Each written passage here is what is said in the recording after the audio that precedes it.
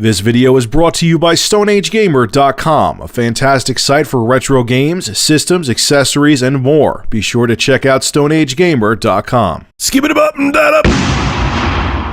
So before I even start this video, a billion of you asked me to show direct captured gameplay footage from the Sega Genesis with the HDMI mod built in, and this is it. Here it is. Now keep in mind, I said this in the other video, but I know a lot of you probably watched just half the video, got bored, and shut it off. This is composite to HDMI. We are upgrading, hopefully this weekend, the Sega Genesis to RGB to HDMI, which is like the cleanest signal you could get out of the Sega Genesis, and we're going to convert that into HDMI. So I think this looks pretty damn good for composite. It looks a hell of a lot better than any other composite captured video I've seen from the Sega Genesis on YouTube. But it's going to look even better. It's going to look, we're going to get the best picture possible out of the Sega Genesis when it goes into HDMI, and the HDMI output is going to look phenomenal. So it's going to look even better than this, and this, like I said, looks pretty damn good.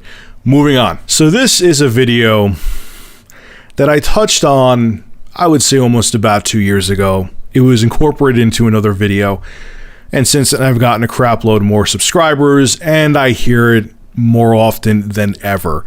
And this is the key thing that I hear constantly about me, and it drives me insane, is, Rich, you're just a flip-flopper. One day you like Nintendo, the next day you hate Nintendo, one day you like Sony, the next day you hate Sony, and then the next day you hate Microsoft and you're bashing them, and the next day they're coming out with a Titanfall Xbox One package that includes the game, and now all of a sudden you're defending them. You can't make up your mind on anything. You're just terrible. I'm going to watch another channel. Unsubscribing. Click. Like, literally, those are the comments and PMs, so it's not people trolling, and they're not saying, like, you're a fat ass, go kill yourself. They're literally, they mean it. They really feel that my opinions, that I'm a flip-flopper and I change my mind on companies. Here's some other things that I get, too. When I talked about, I have a list here, I swear to God. When I talked about the Order 1886, people accused me, and meant it, that the only reason I was downplaying that game was because I was trying to appease the Microsoft fan base. Oh, you just made a negative video about Microsoft, so now you feel you gotta make one about PlayStation. I bet you're secretly gonna love this game. Which I said, I love the atmosphere, I love that gothic setting, I love everything about it, I hope it turns out well, but I still think it's overhyped because it's also being done by an unproven studio, which just pretty much made ports, not ports of other games, but they made the portable version of God of War, they did a port of Akami, so on and so. I feel that people are putting way too much weight on that game. Sorry, that's the way I feel. If you're angry at that, don't know what to tell you. This is the best one. For some reason, I get this a lot on Facebook too, on my Facebook page. That I say things about a certain console. I got this a lot with Nintendo when I've defended them in the past before. That I look to appease to a fan base. So if I say something positive about a company, I'm only saying it to make that fan base happy and to piss off another fan base.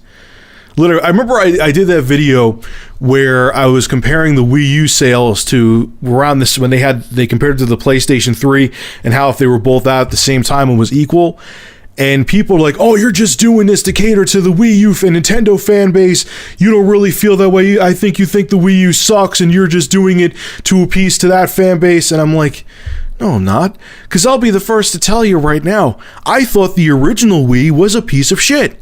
I thought it was an overhyped gimmick that a lot of soccer moms fell into. That's why it sold 100 million units. And yes, there was very good games for it, but generally it had a lot of shovelware. The motion control thing got old. Once you realized when you played Wii U Sports, or Wii Sports, excuse me, yeah, it was a fun game, but once it clicked in your head that when you're playing tennis, all you gotta do is flick the controller like it's a dildo and not do an actual swing and it would register on the screen, the novelty wore off. It was a GameCube with motion controls, and I don't like it. But the reason I say I like the Wii U in a lot of videos, because I really do. I think it's a decent system.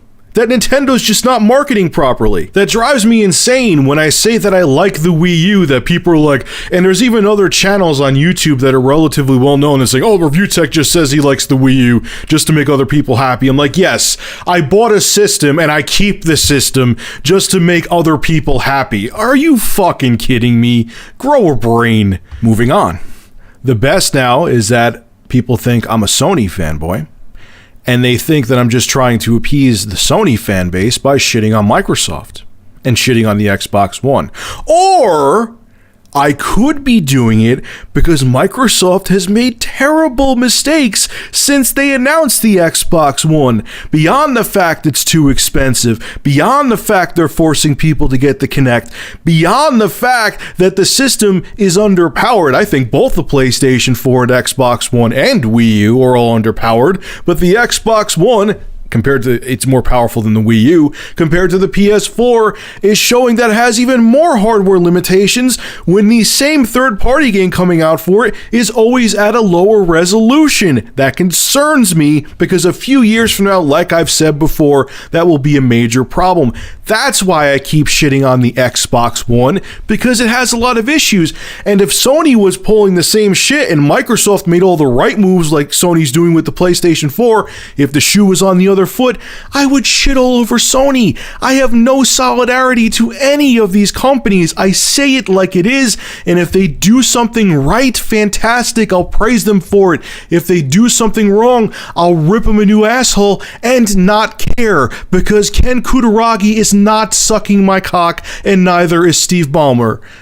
I don't know why I said his name, he's not the CEO anymore, but you get the point. And last but not least, and I kind of said this before, but I didn't really nail the point home. It drives me insane when people think I'm flip-flopping because the day before I may have praised one of the big three, and then the day after, if there's a news article pointing out a flaw that they made or they made a stupid business decision, I'll rip them a new one for it.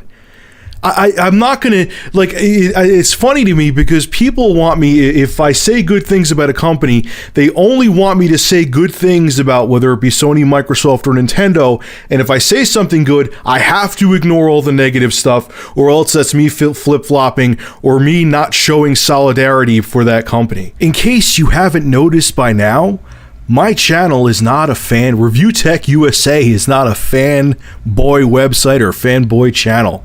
I'm not looking to do damage control or cover up for a company. I'm looking to praise companies for good work and call out companies for shitty work. You know, too, and this just came into my head now, is that a lot of people say that I do what I do for views. And that actually makes me laugh, because if you really think about it, if I was just doing this for views, me either totally bashing a company no matter what, like me just hating blindly on Microsoft and staying that way, would actually be more in my financial interest. If you look at websites, or if you look at YouTubers that are pro one corporation and stick that way, there's a lot of them that get it. Even smaller channels, they get more views than they have subscribers because of the fact that people love that shit. They love the drama. I mean, look at that one fucking video, which now, if I knew all the information was incorrect, I trusted the sources, that disaster is imminent video. Look at the shitstorm that brewed up. If I was a drama queen and just wanted to get views and get the views to earn the cash, why wouldn't I just stick with that route? Hell, for a month after that video, which this one shocked me too, because people love that drama, man, I was getting close to, if not more, than 1,000 subscribers a day from the day that video hit till like a month afterwards. Because people eat up the drama. So if I was all about just getting views and starting fanboy wars, I would stick to that formula. Should I be making double the money that I'm making now? But that's not what I'm about, man. My channel grew slower than other channels did. My channel, I get pretty damn decent views for a channel my size, but I know I could get more, but I'd rather stick to the script and say how I feel and not say things just to rile people up or say things to cater to a certain fan base just to get even more views. And if you think that's what I'm doing it for and this video doesn't convince you otherwise, and there's nothing specific that made me make this video except for the bunch of random comments I've seen recently, then I don't know what to tell you. You think I'm a fanboy, you think I'm starting flame wars, and there's nothing I'm going to do to convince you otherwise. But I'm going to stay how I am. I'm not going to cater to anybody, and I'm going to call out any company I want to call out if I think they deserve to be called out. And if you don't like that, I don't know what to tell you. All I'm saying, guys, and this is beyond gaming, and I said this in the video I made probably back in early 2012, is just think objectively about things. Even in life, I'm not even just talking about friggin' video games. Don't let... There's so many... I remember I worked at this shit job ages ago. It was doing political phone surveys, and just thinking of it makes me want to jump off a bridge right now. But anyway, I remember there was this old man, and I asked him, you know, which political party are you affiliated with? And Republican. And I remember he was at a really strong Southern accent. He's like, I always vote Republican. My great granddaddy was a Republican. My granddaddy was a Republican. My daddy was a Republican. And I gotta vote. I'm always gonna vote Republican. I love Mitt Romney. Okay, I asked him about policies about Mitt Romney. He's like, I don't care about the policies of Mitt Romney. If he's a Republican, I'm gonna vote Republican, just like my great granddaddy, my granddaddy, and my daddy, and I'm gonna vote Republican. So to him, fuck logic. You know, I don't like either political party. I'm in the common sense party. But to him, it was fuck logic. Fuck whatever candidate actually would be sensical to vote for. If they had an R next to their name, that's who he was voting for. It's a horrible way to live life, man. And, you know, for you younger guys, if you feel this way about Sony, Microsoft, or Nintendo, I don't want to see you carry that through life and not look at things objectively. That's what I'm getting at. So anyway, I could ramble about this topic forever. Make sure to rate, comment, favorite, and subscribe. And as always, thank you for supporting ReviewTechUSA. Have a good one.